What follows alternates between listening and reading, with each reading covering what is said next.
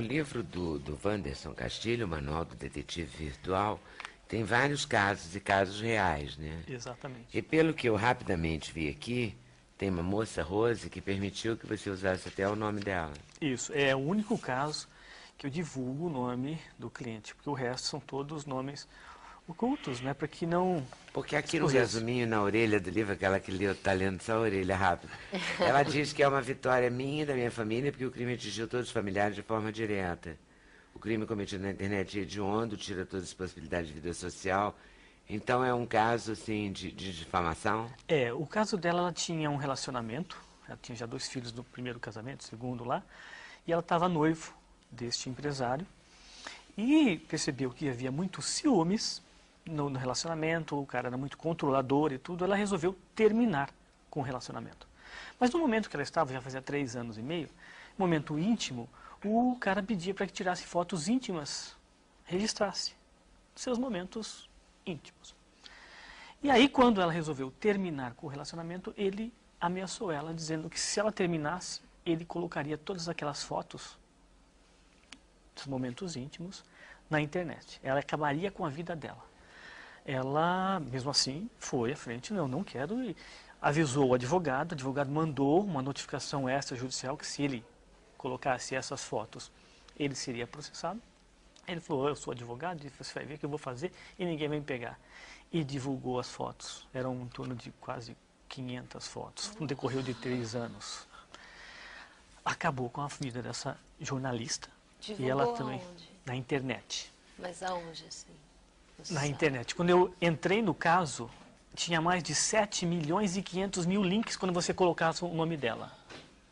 Tá?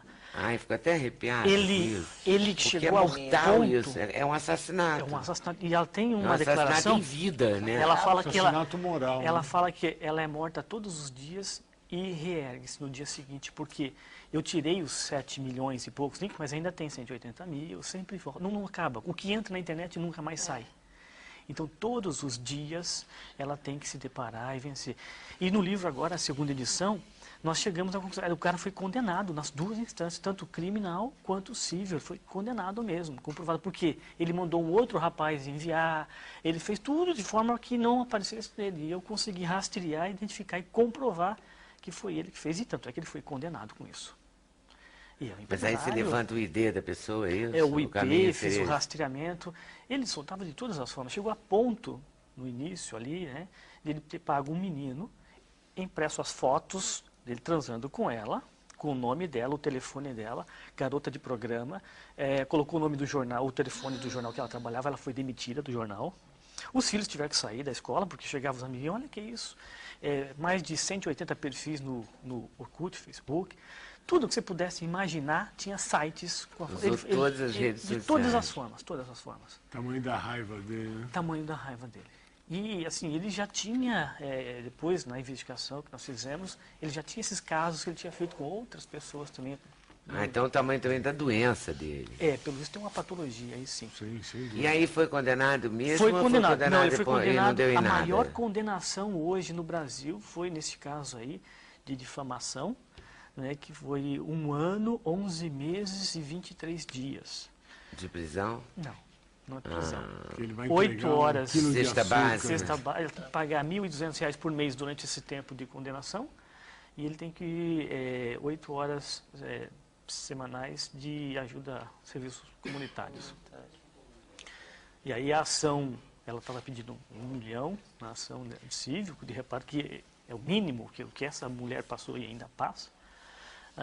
Aí a justiça deu ganho de causa, acho que 35 mil, 40 mil.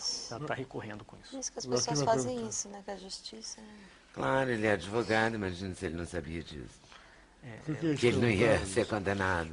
Ele esperava que não fosse condenado, mas ele foi. Nem a isso, Ele nem esperava que ele a não fosse, prestar ele foi. serviços à sociedade. Não, ele foi condenado e ele presta hoje Sim, serviço, mas 8 horas. apenas isso. É, ele e achava pagam- que nem isso ele ia ser Ele condenado. achava que é isso. Tanto é que preso, não foi. Preso nem pensar. Há como evitar isso, Anderson? Eu sempre... Não tirando fotos. Veja, foi feita uma pesquisa que 55% dos casais já registraram, de uma forma ou outra, seus momentos íntimos. 55%. É muito comum. O celular hoje tem em todo quanto é lugar e tudo. E é uma fantasia de um ou de outro. Mas isso faz com que a sociedade pense, poxa, ela é que deixou. A culpada foi ela porque registrou. Ah, mas E isso é da culpado cultura é ele. brasileira, né? Culpar a vítima. É. Sobretudo quando ela é mulher. Ela nunca ela deu usou aquela autorização. roupa e aquela roupa provocou. Exatamente. Tem muito essa coisa, né? Isso. Não é Então, ele que é imagina doente, o que mata, que assassina. o Machismo. preconceito que ela recebeu durante todo esse tempo. E agora, com a comprovação, com o ganho da causa, ela diz que as pessoas hoje olham diferente, mas as mulheres, né, ficam horrorizadas, porque as fotos eram fotos íntimas, era relacionamento mesmo. Mas e como evitar isso? Como que você pode... Registrar, você já não tem mais controle.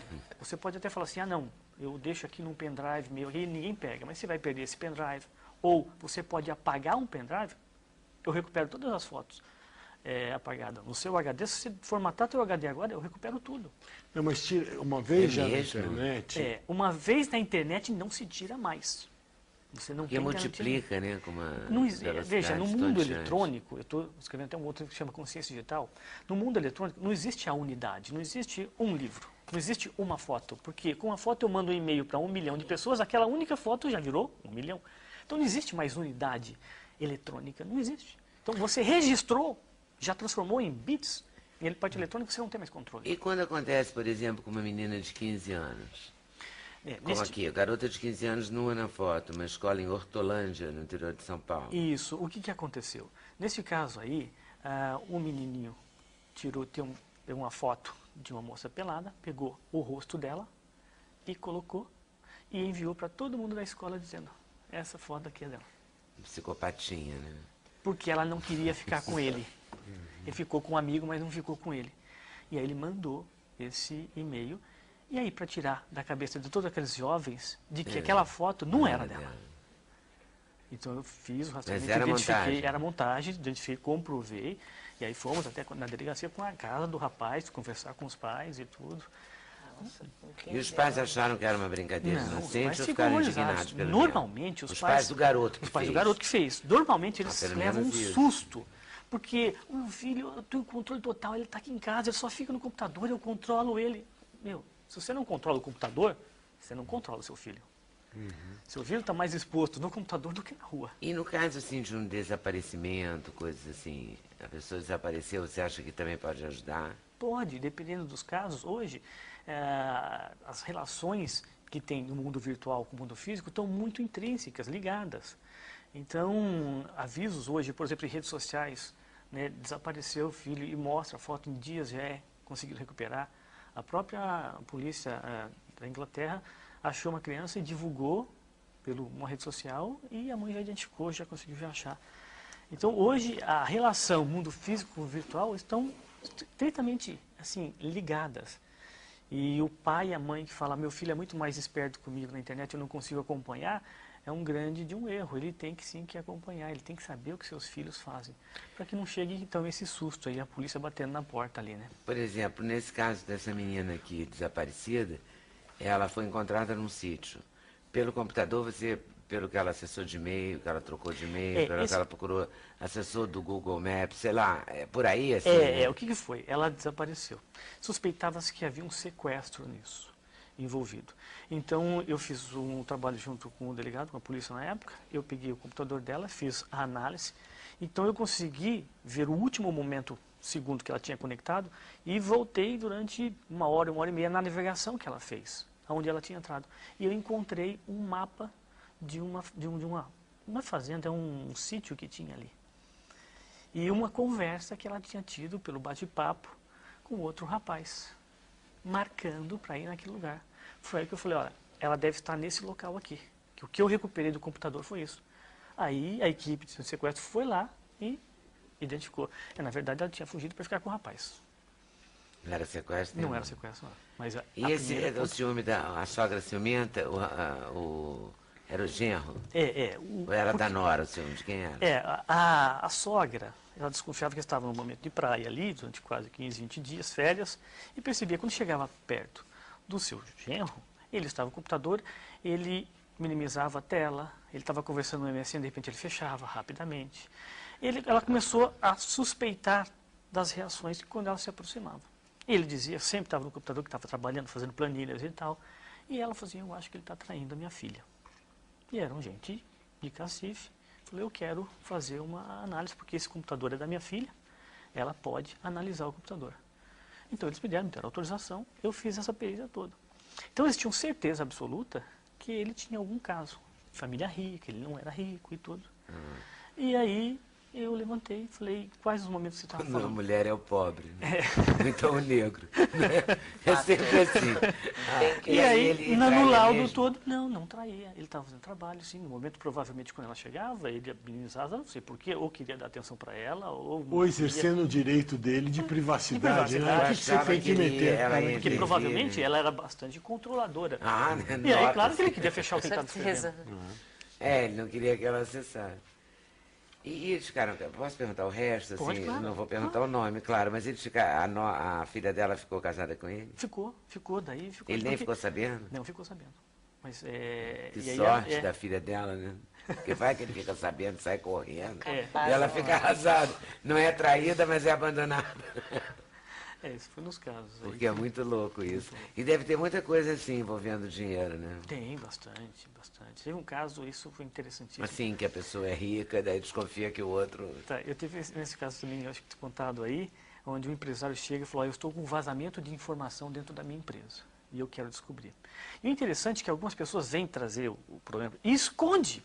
É como você chegar no médico e esconder o teu problema, né? Que ele fala mentira e vem falar, mas a gente acaba descobrindo.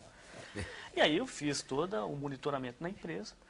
Depois de 7 dias, ele tinha viajado, estava no avião, eu liguei para ele e falei, já peguei o vazamento de informação. Ele já catou e voltou rapidamente, acertou. E o que que é? Eu falei, não é vazamento de informação. Na verdade, tem uma moça aqui que está namorando uma outra moça aqui, ó. E aí ele pegou e começou a chorar. Era a secretária dele que estava transando com a mulher dele. Mas ele já sabia. Ele veio falar para mim que era vazamento de informação. Né? Em vez de ele chegar e jogar aberto, olha. E aí peguei. Esse ele não rapaz, ele quis. quase teve um ataque cardíaco na minha frente. Quase que eu chamei o SIAT, uma coisa, porque ele ficou passando mal. Eu falei, meu Deus do céu, o que eu fui fazer? Porque eu não sabia quem era quem, né? Não sabia que era a secretária e não sabia que era a esposa. Eram só duas moças Era para duas, você, pra mim, né? eram duas mulheres só. Super inocente. Coitado do homem, esse também levou um tranco. E ele né? começou a falar, 2 filhos, eu construí uma casa de 7 milhões, ele começou a falar tudo. Eu não julgo, eu só analiso. Tá aqui. E você sempre fez isso na vida? Eu sou físico formado pela Federal e mestrado aqui na USP. E aí eu Tem tive contato. mestrado, tudo em física? E aí quando eu comecei a mexer com computadores, vi a facilidade que eu tinha e de identificar também, rastrear, de encontrar coisas. Eu acho muito fácil as coisas. E aí eu comecei a aplicar. Criei Sua uma porção empresa. detetive é nata, né? É. Veio com você no seu Nossa, DNA. eu já perdi 11 carteiras de identidade. E achei todas. Eu perdi e achava. Então, Você perdeu 11 vezes a sua própria carteira. e eu encontrava. Daí porque eu começava a fazer o caminho reverso. O que eu faço, eu me coloco no lugar do criminoso, de quem está fazendo. Aí, então eu faço todos os passos. Aí eu sei aonde é que eu cometi alguns erros. Se eu cometi esses erros, o criminoso também deve ter deixado isso aqui. Aí eu vou lá buscar e eu encontro. Que Eu já loucura. tentei Você acha fazer mais isso. divertido do que ser físico? Ah, bem mais. Mais né? Bem emocionante, bem né? mais. Eu acho que a física me ajudou também pelo raciocínio lógico nisso, né? Claro, é muito responsável por isso, né? Uhum. Você foca mesmo, né? Me foco. E assim, é uma Não satisfação. perde o foco. Assim, a semana retrasada, uma pessoa aqui do Rio entrou em contato e falou, olha, eu estou com um problema, eu fiz uma determinada cirurgia, e aí eu fui no médico ver, não tinha tirado essa cirurgia, e eu fui procurar a respeito dessa cirurgia no YouTube, eu encontrei uma pessoa filmando lá, e a pessoa na mesa de operação, quando filmou a pessoa, a paciente, era o meu rosto. Eu estava lá. E agora eu não sei, eu quero provar como é que foi acontecer isso aqui. Eu fiz toda Peraí, uma a análise. pessoa foi operada. Foi operada. E aí ela foi no médico, um outro médico lá. E aí o médico falou, olha, essa operação que você fez aqui não ficou muito legal, vai conversar com o seu médico. E ela, por curiosidade, entrou no Google e pesquisou sobre a cirurgia. Entrou no YouTube e lá existia uma filmagem da mesma cirurgia. Tá? Eu não quero falar o nome da cirurgia. E estava o rosto dela lá que estava caindo. E ela queria provar isso porque ela não tinha dado autorização e ela ia processar o hospital com isso. E aí eu fiz todo um trabalho de identificação digital e provei que não era ela. Né? Não era ela. E ela estava sofrendo já fazia 8, 9 meses de depressão com isso, né? E aí eu recebi, antes de ontem, um e-mail. Falei, Wanderson, muito obrigado, estou bem melhor agora. Porque tirou esse peso. Porque, poxa, eu já estava com um problema da cirurgia que não estava legal. E aí fui ver o meu rosto lá onde eu não tinha autorizado. E aí, na verdade, mas todo mundo achava o marido. E era semelhante. Todo mundo, a semelhança era muito grande. Mas eu peguei e fiz um acompanhamento de pixels, coloquei também entre um software que faz a comparação facial, e aí detectou que não era realmente. Era muito parecido, mas não era ela. Ô, Wanderson, tem só uma coisa que eu não posso, eu tenho que seguir o programa, mas não posso deixar de perguntar, que é, como é que isso começou? Qual foi o primeiro? O primeiro como caso... Como é que o físico pós-graduado, que ralou, né? Porque deve ter estudado bastante, Bastante. Né? Porque 3 horas da manhã no sábado, no domingo, eu precisava de um paper, um documento, para estudar, né? E aí eu não podia ligar para o meu orientador, para meus amigos. Eu entrava na conta de e-mail deles, pegava, invadia. Você era um hacker. Eu invadia e eu falei, poxa vida, se eu consigo, será que eu consigo fazer isso no mundo lá fora, não só dentro da universidade? E aí eu escolhi 10 empresas e das 10 eu entrei em 9. E aí eu falei, então lixo de mercado. E eu montei uma empresa para isso. Foi assim que eu comecei. Você deixou de ser perigoso para viver disso. Viver disso. Muito bom, muito bom.